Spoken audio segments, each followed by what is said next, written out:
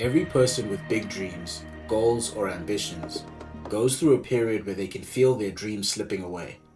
Whether they realize how big their goal truly is and how far away they are from reaching it, or they realize how little progress they have made in the past few years.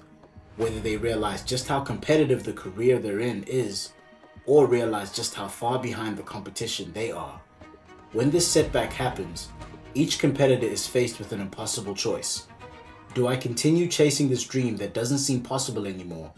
Or do I change the course of my life and do something that is more likely to give me a better life? This moment is what I like to call the crossroads of destiny. It is a moment where you are faced with the reality that your dream may just end, and no character in Bluelock exemplifies this better than Barou Shoei. When I play, the ball isn't my friend or any nonsense like that. It's merely a spherical servant that exists solely so I can shine. Whenever I'm out on the field, I'm the king. Welcome to the library, a digital syllabus for champions. My name is Donnie, and today we will be dissecting the awakening of Barou Shoei and how he beat doubt during his crossroads of destiny. Let's set the scene real quick. The score is 4-4. Isugi and Nagi have formed a lethal team of Isugi, Nagi, and Barou, and Chigiri has formed an equally dangerous team with Chigiri, Reo, and Kunigami. Despite Isugi's team being so dangerous, and despite Barou having scored so many goals in the first selection, he has been completely useless this entire game. Not only has he been useless, but his pride, his ego, his entire identity have all been destroyed. To understand this destruction, let's first dissect Barou's ego. We are first introduced to Barou in the first selection. Well, if it isn't brainless. What are you doing here? During the opening game, where every man is playing for themselves and teammates are stealing the ball from each other, a massive force emerges from the fighting. This force of nature was Barou Shoei, the king.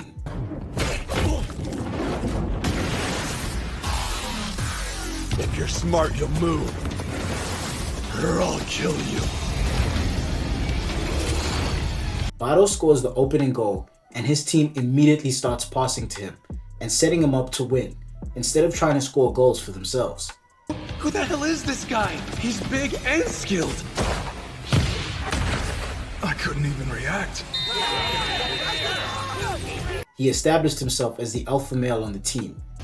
When I play, the ball isn't my friend or any nonsense like that. It's merely a spherical servant that exists solely so I can shine. Whenever I'm out on the field, I'm the king. And from that point on, the whole game revolved around him. Let's pass to Barou and keep these clowns off his back. See how the other team's having a total meltdown? Instead of going for individual goals, we need to win as a whole. Good call. Barou! He ended up scoring a whopping 10 goals in the first selection, which was more than any other player in Building 5, including Nagi. For the audience, this was the first glimpse of a true egoist, who embodied the Bluelock philosophy to the fullest. But for Barou, this was nothing new. He had been the king his whole life. Due to his incredible physique, speed, and shot power, Barou had always stood out as the best player on his team. Ever since he was a kid, the other kids respected him, acknowledged him, even praised him. Oh man, Barou, you're amazing! I'm glad you're on our team! I'd hate to play against you! You wanna win? Then stay out of my way so I can score. And he had gotten used to it. On every team he played on, he was the lead, the star, the one who the team counted on to score goals, and he loved it. I didn't like soccer just because I got to feel like royalty. And yeah, obviously it wasn't because I loved kicking a ball around either. I liked it. He doesn't even like soccer that much, to be honest. He has no dreams of winning the World Cup or becoming a champion. In his own words, for Barou, there's no greater feeling than joining a team and stealing the spotlight from that team's best player. I liked it because there were always players who dedicated their whole lives to the sport and thought they were the lead, until I showed up and eclipsed their spotlight. It's pure bliss for the egoist. There's nothing more exhilarating than shoving them off the stage. I know that feeling more than anyone. Barou took this role of being the king and made it his entire personality. He trains like a king, diets like a king, and even cleans like one. Ventilate the room. Furthermore, don't leave your dirty towels and clothes lying on the floor. We aren't beasts. Right. Who knew?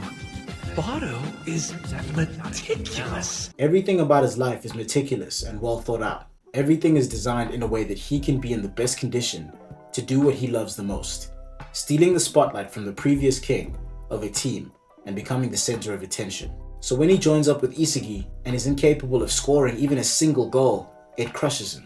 What is this feeling?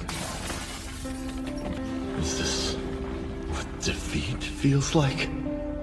To make matters worse, he became the pawn of the player that he saw as beneath him, the player that he used to call Donkey. I'm telling you that you better not get in our way, donkey. Who is he calling Donkey? But now that the roles were reversed, Barou was full of despair. It all came to a close when Isugi designed a plan to steal the ball back from the other team, and Nagi executed it to perfection. Are they insane? Just minutes left in the match, and they took this big of a gamble? That was close! Passing to Barou, who had a clear view of Isugi. At that point, all Barou had to do was pass the ball to Isugi, and they would win the game. Barou finally admitted it to himself. He was no longer the star player on the team. Soccer no longer exists to serve me. Pathetic. I'm no king at all. He had lost the spotlight to who he called the superior strikers. At first, funny enough, he felt relieved. The field was lighting up to showcase his goals, not mine. Strangely enough, it doesn't bother me that much. Maybe because I don't have to worry about being the lead anymore. The burden of being the star on a team is the amount of pressure that is always on you, the amount of scrutiny you will receive for every mistake, and the amount of work you constantly have to put in to stay at the top. Barou was no exception to this. From his rigorous training schedule to his meticulous cleaning rituals, he was a hard worker. So the idea of being able to give that up after a lifetime of always having to maintain the persona of being a king was actually relaxing. If I pass, we can win. I'm a vital piece of the goal. Strangely enough, it doesn't bother me that much. Maybe because I don't have to worry about being the lead anymore. This was Barou's crossroads of destiny, and he was faced with an impossible choice. Does he pass the ball to Isugi, relinquishing his role as the lead and his entire identity as the king, or does he stick to his ego and lose the game? I could leave the goal to them. It might even relieve me of this sense of defeat. Barou was experiencing something that we have all probably been through and will go through on our journey to success.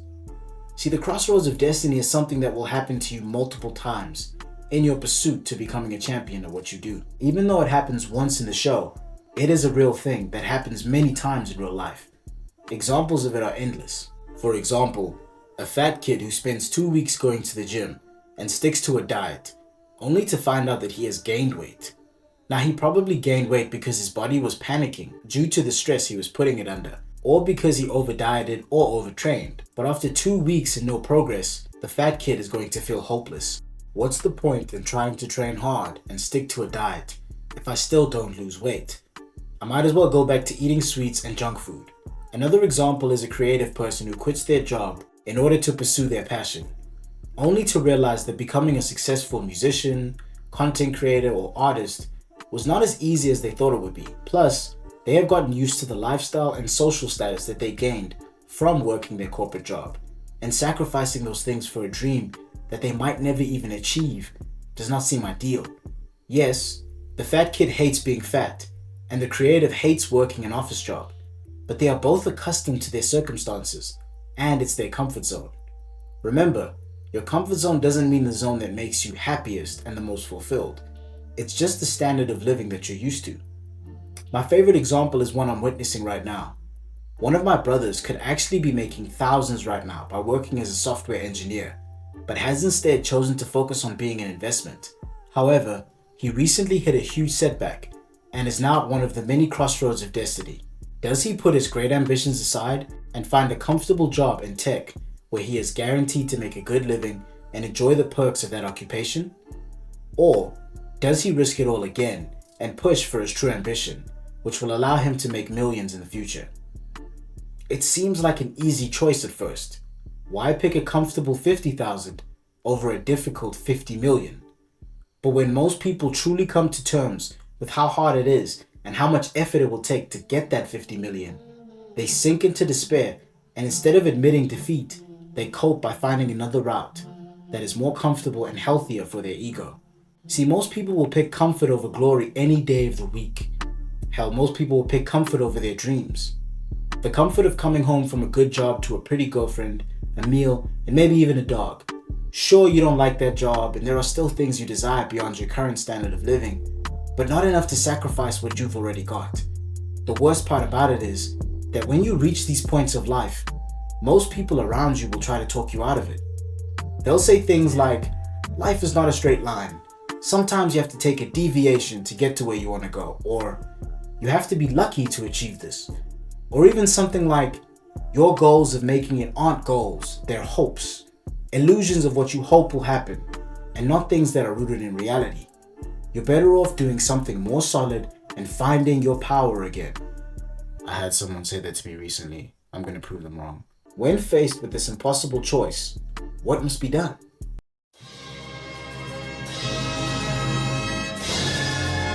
So what do you do? Coming off the back of a great defeat or setback, most of the people around you encouraging you to quit, and even you are beginning to have doubts. What do you do? What did Barou do?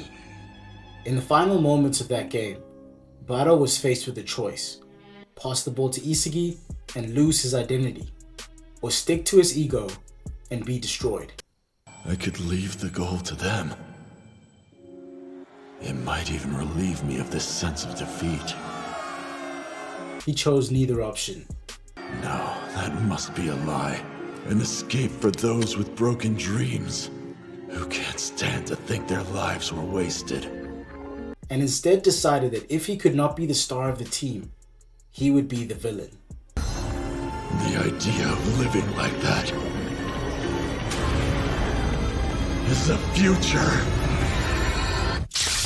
I refuse to accept! He had an awakening and discovered a whole new style of play, using his teammates as pawns instead of linking up with them. He used Isagi as a decoy! He's changing direction without losing power! A lightning dribble! Is this guy for real? He's evolving right as the match is about to end! If nobody wanted to play with him, he would steal the ball from the other players, and even from his own teammates to win. He would not sit back and idly watch as others took the spotlight. If he could not be the center of attention, he would target whoever is and devour them. I won't be reduced to a supporting role! So you want to be the lead? Fine then! I'm more than happy to play the villain!